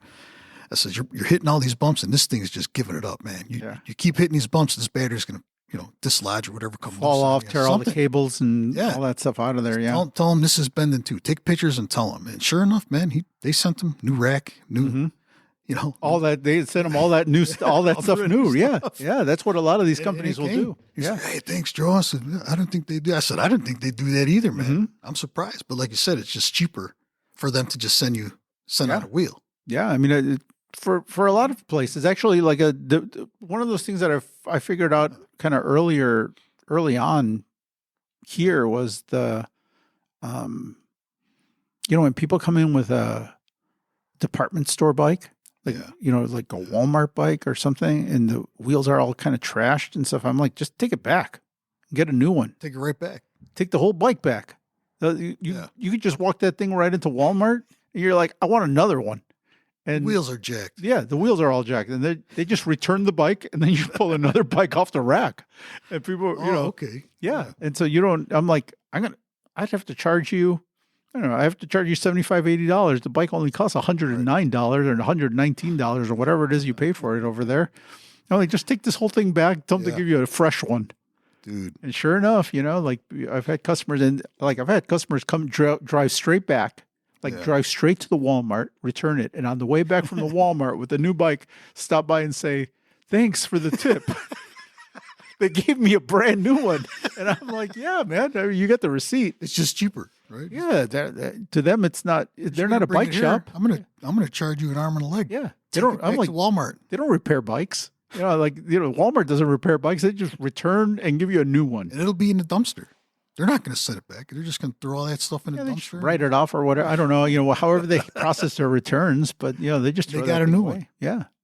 Yeah. So that's now a thing that happens a lot of times when people bring those really cheap bikes. I'm like, when did you buy this thing? And they're like, oh, I just bought it 30 days ago. I'm like, you still got the receipt? Well, it's on my credit card. I'm like, take it back. We'll get a new one. Really? You could do that? I'm like, yeah, they'll just give you a brand new one. I mean, this thing is a cheap bike. Can't even adjust the brakes on this thing. The wheels are so bad. Cheap bikes, man. I try to tell people, man, don't buy a cheap bike. You can buy a good 20-year-old bike off of Craigslist. Yeah. Don't go buy a cheap bike from Walmart. Just a nightmare. Oh, yeah, especially the kids' bikes. It's terrible. Yeah. Oh, and speaking of kids' bikes, Joe, did you hear the bad news? No. Your favorite kid bike company is out of business. No way. Mm-hmm. That's too bad. Cleary? Cleary. Oh, man, that's not good. I had somebody come in here and want to order Cleary last week. Yeah. And I went to the website, and Cleary's been running these sales like for the last 2 months, 3 months. It's like a killer sale. And I wasn't aware of it. I guess back in September they made a small announcement. It hasn't been like in the big magazines and stuff. I didn't see anything in in the retailer magazines about it. But back in September they made an announcement that they were shutting down. Really? Yeah, COVID must have killed them. I mean, I think that a lot of places got they were a little expensive, but for people like me that wanted to have a good bike for their kid, I didn't mind paying the little more expensive. They had their niche in the bike world, like nicer, like bike shops that carried nice bikes carried Cleary. Yeah, it's too bad. But they're so their website's down too. It's still up, but it says we are closed, or closed. Wow. Yeah, we are closed, or I think that's what it said. I think Cleary's closed, or we're closed. Yeah, and I thought maybe they were just closed for service, or not taking orders that weekend. But it led me to the website or to their Facebook site where they had posted something in September about them shutting down. Shutting down. Yeah. It's too bad. It is too bad. It's too bad because, they made something. Probably around for like 12 years. Is it that long? Because I think my daughter was like 5 or something, maybe. Is it only 12 years they've been around, or were they around before that? No. It's got to be like 12 years or 10 years even. Maybe 10 years. If that, yeah. Really? It's too bad. Yeah, it is too bad. I like their... They tried, Yeah, I like their bikes. Specific kids' bikes. And they were good quality bikes, too. They were well thought out. I think, like... Nice steel. Internal hubs. Internal shifting. Like, that's brilliant for a little kid's bike. Because what's the first thing that those kids trash? Right. And they had the little handlebars, too, with like the smaller diameter on there. And small levers. Yeah. They were like the brake levers for little hands. And yeah, I mean, their bikes were well thought out.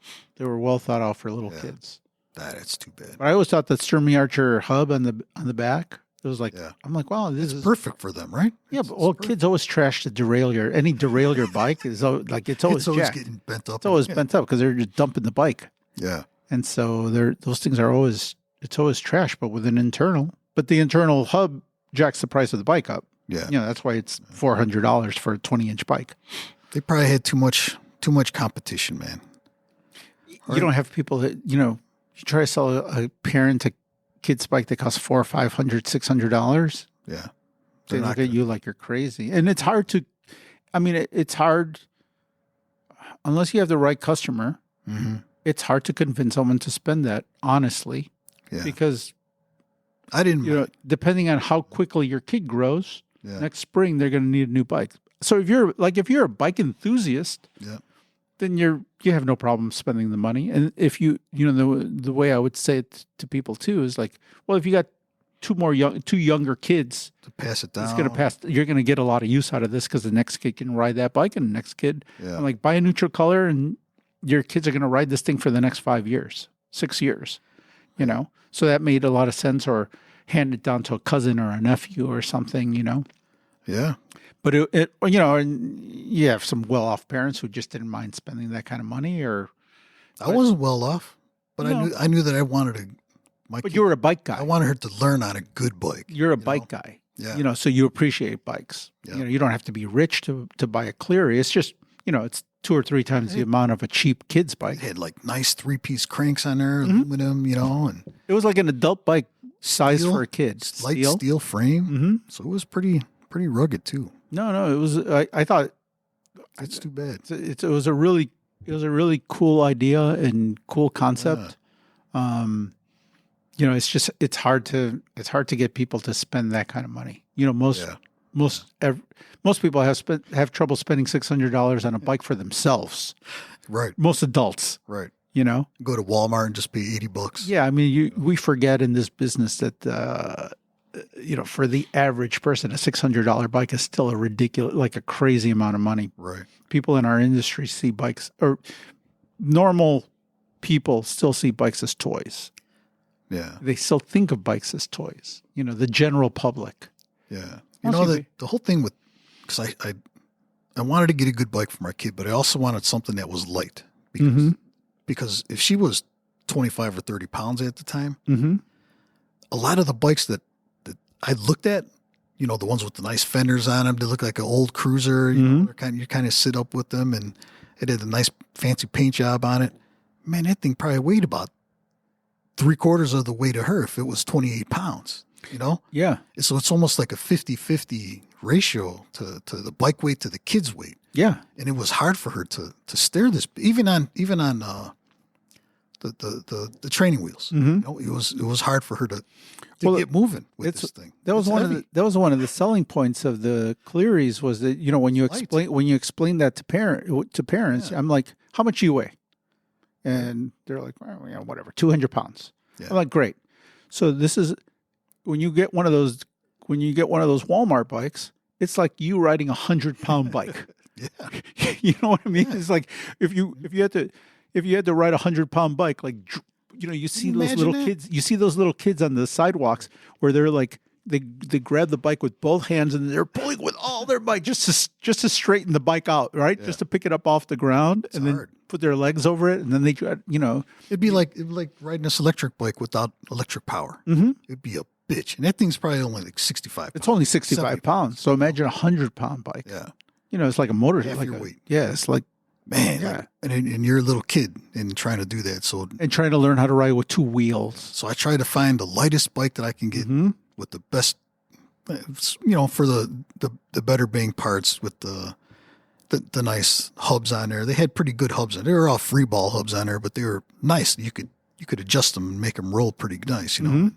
And they had a nice shifter on there, but yeah, it's Yeah, it's too bad. and it was only like a 16-pound bike. Mm-hmm. You know, Yeah. 16 pounds is not bad for a little kid's bike. I think it was like a 16-inch at the time. Okay. The first one I bought it, then I upgraded to the 20-inch. Mhm. You know, and I sold them. Maybe I didn't break even, but I broke close to even. Yeah. Because a guy in Colorado wanted that Cleary bike. That clear in that color. I Yeah.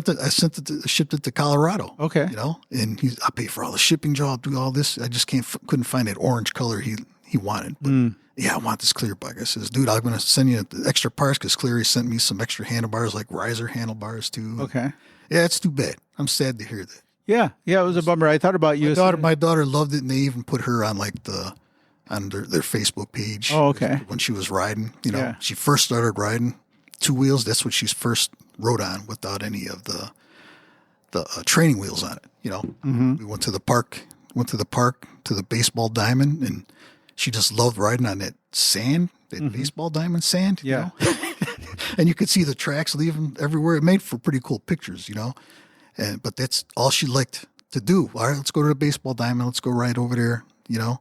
And that's where she rode that. Then I sent them a video of that, and they said, "Oh, can we use that on our site?" I said, "Yeah, go ahead. Yeah, no problem." Oh wow, You know? it's probably still. That's when they like first came out. They're like their first year. They were just breaking. Okay. You know, Okay. So yeah, so then that was 12 Yeah. years. That was I mean, you were the one of maybe the a first. while ago. Yeah. You were one of the first people that mentioned those Clearys to us. I mean, we carried them from that point on. We were dealing with them. You know. You sold a few of them. You had like the 8-inch wheel ones. No, the 10-inch wheel or 12-inch wheel. The smallest one that they made, I Super had tiny. I had one of those like that. You know, like the. But it was small. It was super tiny. It was a red one. Yeah. We had it in the window. We It had looked like a toy. one or two of them in the window. Yeah. I don't even know who I sold that thing to.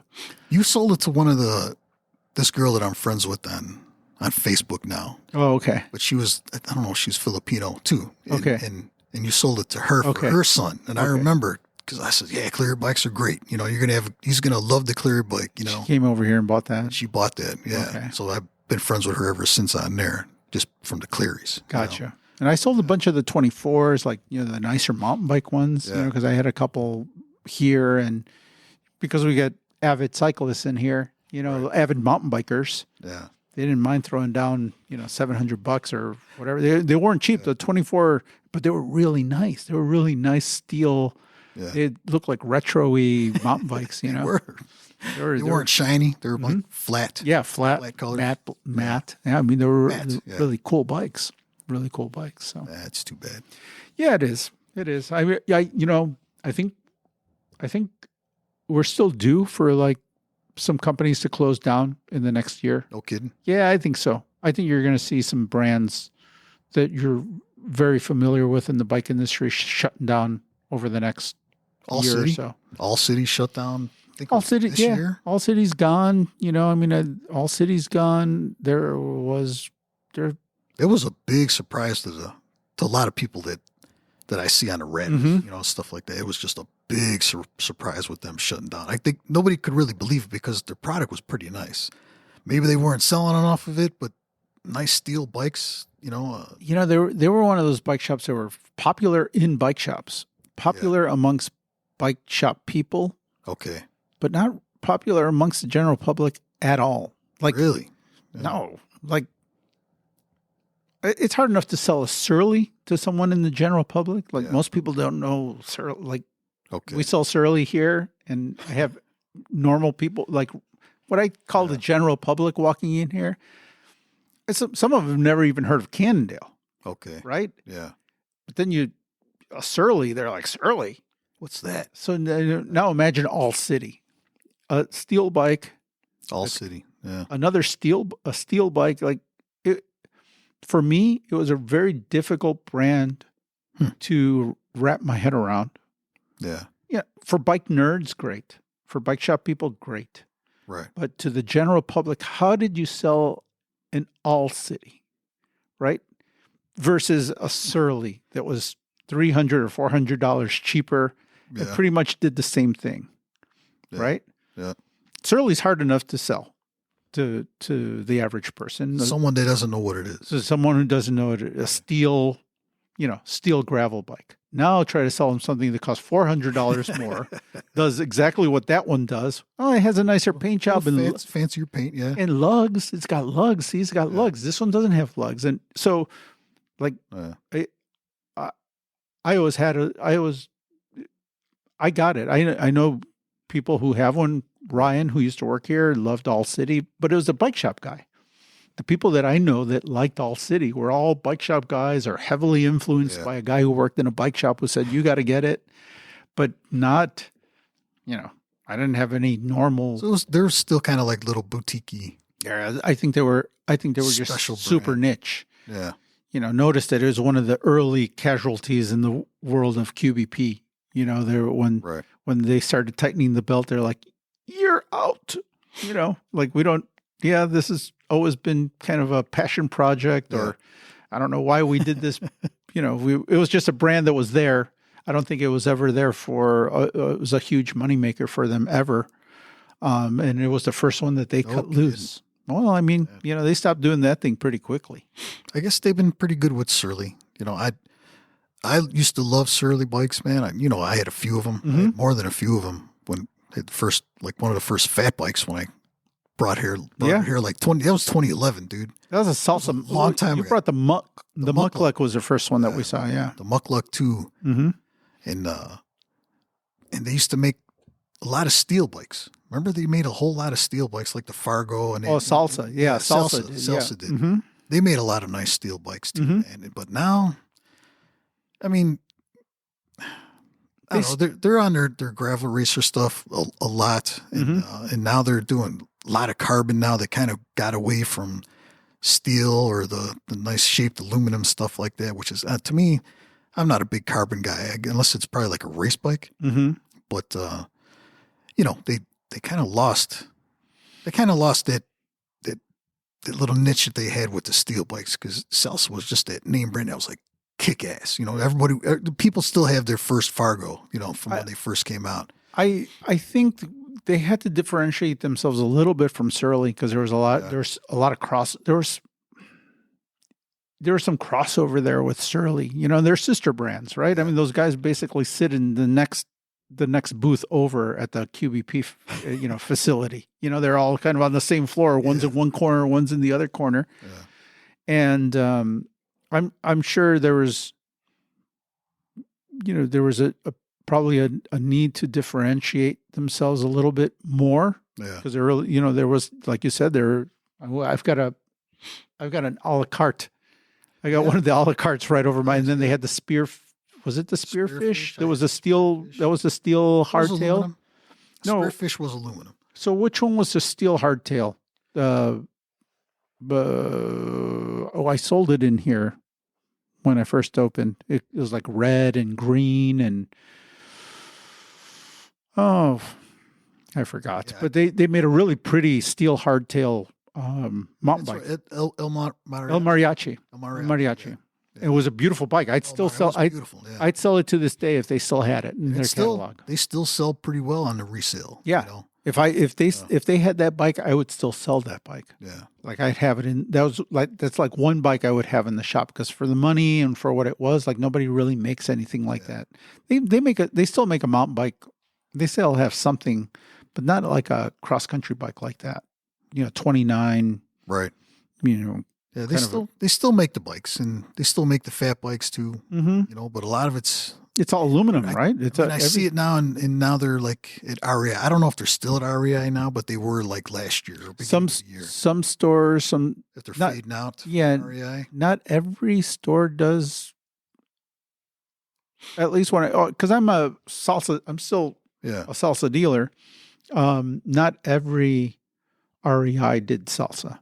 There's some sort not all of them. Not everything. Okay. Not everyone. I think the one in Oakbrook, they did. They had salsa. They stocked them. They stocked them. Okay. Yeah, they stocked them. And, okay. And I don't think it's anything bad. REI's the shit, mm-hmm. and they have their own bike shop in there too, and their bike people in there too. So it's pretty. It was a smart move on their part, mm-hmm.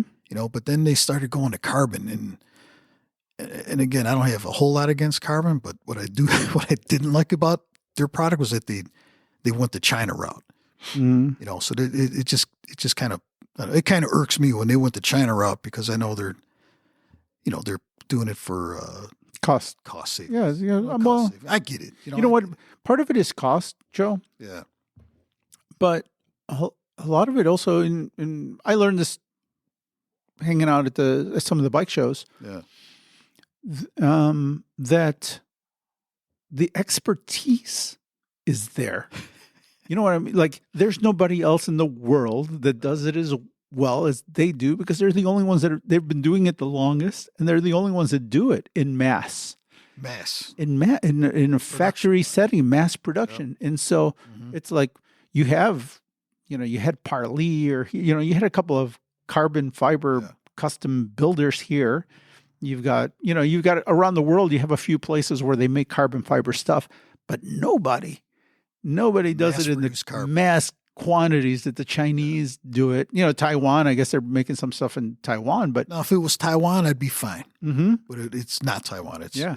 They went the China route with a lot of their Yeah. top end stuff, you know. Yeah. Although you're going to see a lot of that stuff, you know, I just saw, I don't know, somebody was just setting up a factory in Vietnam. One of the bike companies, I don't know who it was, but because of the tariffs, because they know that the tariffs are coming. And so a lot of these people are starting to take their, you know, they're setting up manufacturing in a lot of other places to kind of, Indonesia. Indonesia's a big They one. make Yeah. Mirren bikes. Mhm. You know, Indonesia's making bikes. Yeah.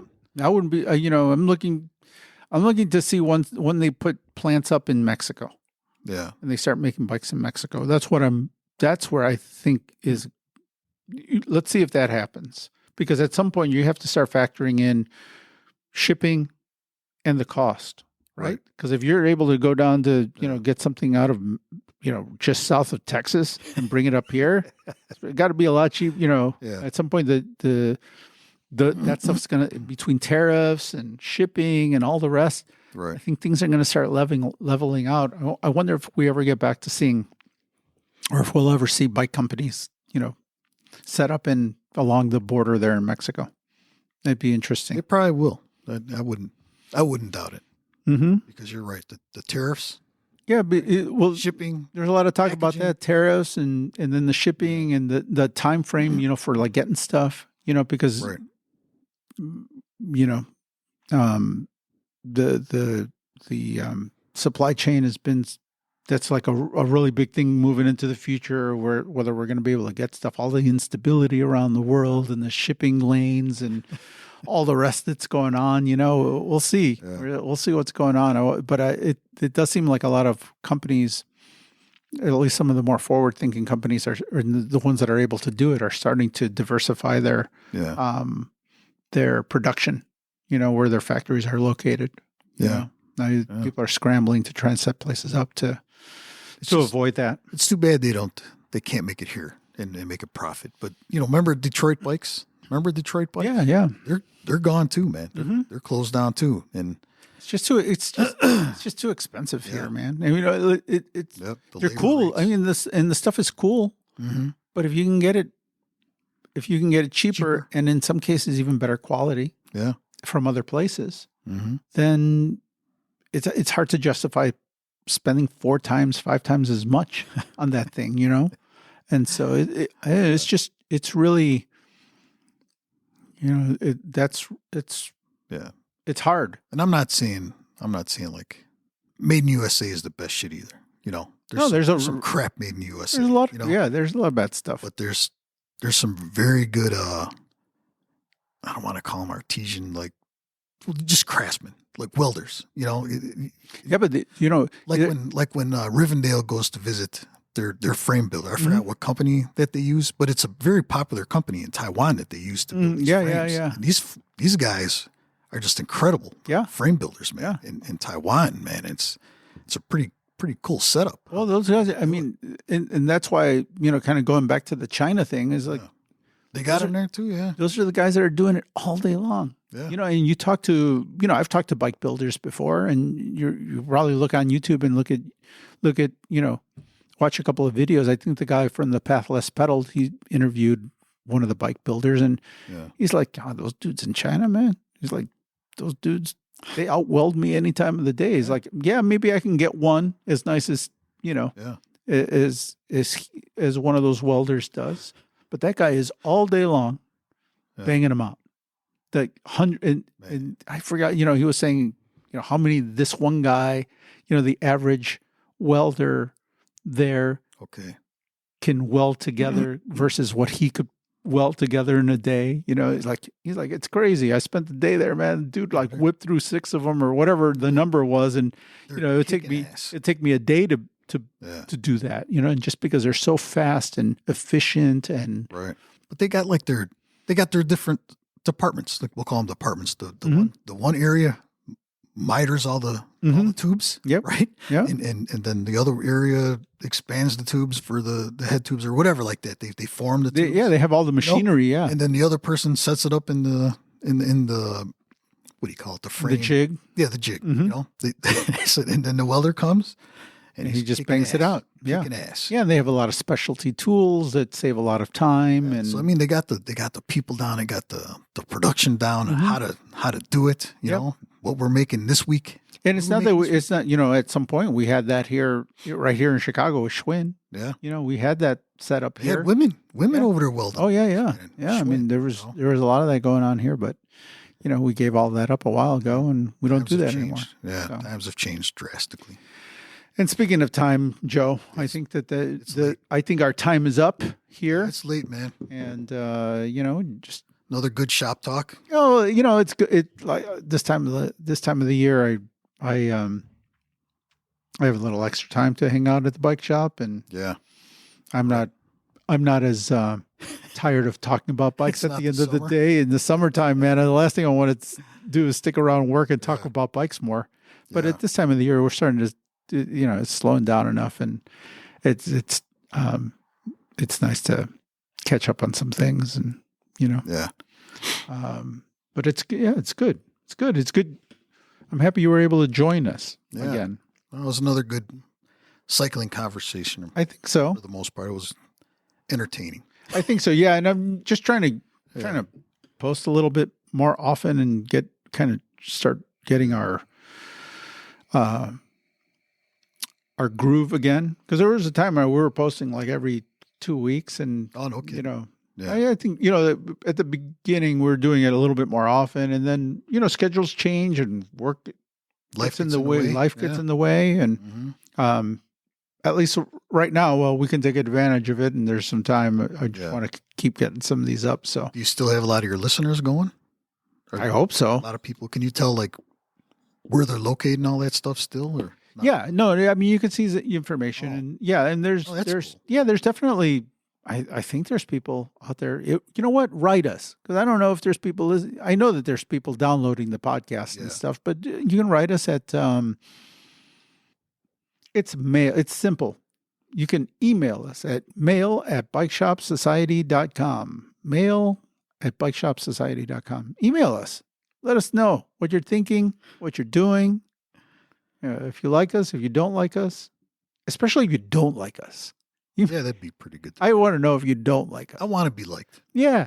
but then again, I don't care. But Yeah, no, I mean, it doesn't really, we're kind of past that at this point, no, it was a good talk, man. Yeah, it's always fun, man. It's kind of what we were going for when we started the show, was to just talk about the same stuff that we would talk about a lot of the stuff we Yeah. just talked about. If the microphones weren't If the here, it'd still be microphones the weren't same. here, we'd be talking about the same thing, Joe. Same shit. Yeah. So it's this is a little bit more Yeah. at least now we're talking with a purpose. See, my wife bought it. If I told my wife, "Oh, I'm just hanging out with Joe Yeah. and we're just shooting the shit," she'd be like, "Well, come home." But I tell her I'm doing something really important, like recording a podcast, and she was happy to wait. See.